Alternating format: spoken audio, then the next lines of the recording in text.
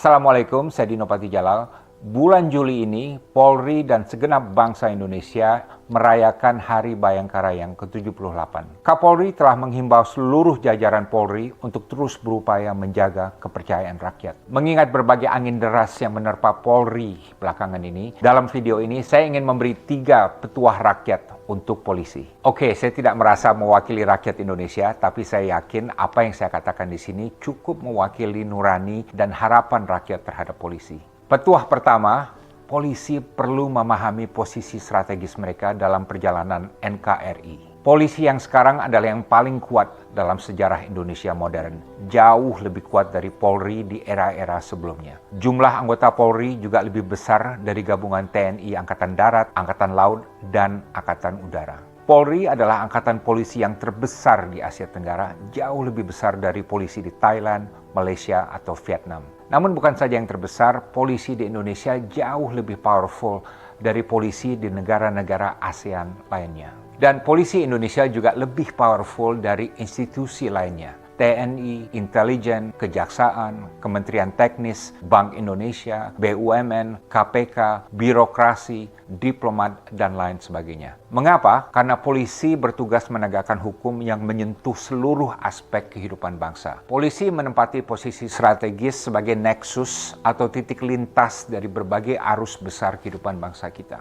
Kalau semua polisi profesional dan bersih, maka bukan keamanan saja yang akan membaik, namun juga kesejahteraan akan tumbuh, keadilan akan menguat, demokrasi akan semakin mapan, reformasi akan melaju, kepercayaan publik akan naik, dan NKRI akan semakin kuat. Sekali lagi, posisi polisi sebagai nexus dari semua dimensi ini melebihi lembaga lainnya. Saya katakan ini bukan untuk menyanjung polisi, justru untuk mengingatkan bahwa kekuasaan yang sangat besar di tangan mereka ini merupakan tanggung jawab dan beban yang luar biasa beratnya. Dan ini harus membuat polisi menjadi humble dalam mengemban tugas dan selalu introspeksi dan mawas diri. Banyak sekali pelajaran sejarah di mana institusi yang tidak bijak dalam mengembang kekuasaan akan jatuh tersandung. Ini pernah terjadi pada TNI, di mana setelah 30 tahun militer menguasai panggung politik melalui doktrin dui fungsi, dalam krisis 1998, rakyat akhirnya berbalik menentang TNI yang dinilai telah melakukan berbagai ekses kekuasaan, dan akibatnya TNI kemudian keluar dari panggung politik dan alhamdulillah kembali kepada marwah asalnya menjadi tentara profesional yang tunduk pada sipil dan mengambil posisi netral terhadap politik. Ini juga terjadi di Mesir dalam krisis politik tahun 2011 yang menumbangkan rezim Presiden Hosni Mubarak. Di mana pemicunya adalah kelakuan polisi yang sewenang-wenang, yang opresif, yang sangat korup, sehingga polisi menjadi sasaran amarah rakyat Mesir. Alhamdulillah, polisi Mesir sudah banyak berbenah diri sejak itu. Petuah kedua, polisi harus menjadi bagian dari solusi untuk meruntuhkan industri hitam hukum yang sangat kuat cengkramannya dalam negara kita. Yang saya maksud dengan industri hitam hukum di sini adalah suatu ekosistem di mana banyak penjahat yang berkolusi dengan oknum-oknum dalam berbagai institusi, polisi, kejaksaan, peradilan, birokrasi, dan lain sebagainya. Bagaimana caranya melawan industri hitam hukum ini? Banyak cara. Hapuskan stigma yang ada di masyarakat bahwa kalau mau berurusan dengan polisi harus siapkan duit.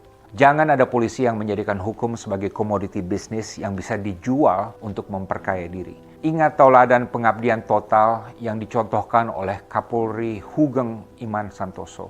Begitu hukum bisa dibeli, pasti keadilan akan hancur. Karena yang menang adalah mereka yang bisa membayar paling tinggi. Polisi tidak bisa menerima sogokan atau pemberian apapun dari tersangka atau penjahat. Karena kalau ini terbongkar, oknum polisi dan penjahat pasti akan saling melindungi. Ingat, begitu polisi berkolusi dengan penjahat, maka otomatis polisi tersebut akan menjadi penjahat. Dan ini berarti dia bukan lagi polisi, tapi adalah penjahat yang berjubah polisi. Polisi juga harus mengikis habis praktek korupsi satu unit. Di mana walaupun pemimpin atau anggota dalam satu unit diganti-ganti, namun praktek korupsi dan jual beli hukum terus berlangsung karena merupakan hal yang sudah baku dalam unit tersebut sejak lama. Polisi juga harus mengusut semua kasus sampai tuntas. Jangan kalau ada 10 tersangka misalnya yang diproses hanya 8, sementara sisanya yang 2 dibebaskan oleh oknum yang bisa dibeli. Dalam menangani setiap perkara, tidak boleh ada polisi yang bermain di dua kaki, di mana oknum polisi meminta dan menerima uang dari korban dan juga dari tersangka secara bersamaan. Jangan pula ada polisi yang gemar memelihara kasus untuk jangka waktu yang lama, dengan tujuan oknum polisi tersebut dapat menerima pembayaran dari kedua belah pihak selama mungkin. Polisi juga harus netral dan imun dari politik. Polisi harus peka terhadap politik tapi tidak boleh berpolitik.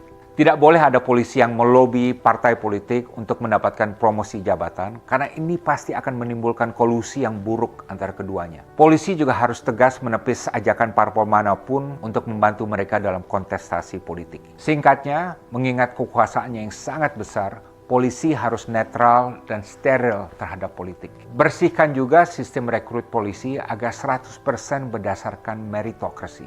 Kalau ada orang yang bersedia membayar ratusan juta, bahkan miliaran rupiah untuk diterima masuk Polri, ini bukan saja tidak wajar, namun juga berbahaya. Karena berarti dia masuk untuk semata-mata mencari kekayaan pribadi, dan seumur karirnya di Polri dia akan bekerja menjual hukum untuk mencari uang dan bukan untuk menegakkan hukum dan melawan kejahatan. Peran Propam juga harus dijaga dan bahkan selalu ditingkatkan. Propam itu apa? Propam itu adalah polisinya polisi. Terlepas dari krisis yang menimpa Propam 2 tahun lalu, Propam tetap adalah unit yang paling ditakuti polisi dan umumnya berisi polisi yang cemerlang dan berintegritas. Sistem promosi Polri juga perlu diprioritaskan agar kompetensi dan integritas sama-sama menjadi ukuran utama untuk polisi yang cemerlang. Polisi yang kompeten banyak, tapi polisi yang kompeten dan jujur belum sebanyak itu. Polisi yang mempunyai uang puluhan miliar rupiah dalam rekeningnya, padahal gajinya hanya 20 atau 30 juta rupiah per bulan, ini adalah suatu hal yang tidak wajar. Kecuali ia bisa secara kredibel menjelaskan bahwa hartanya tersebut halal dan dari mana datangnya.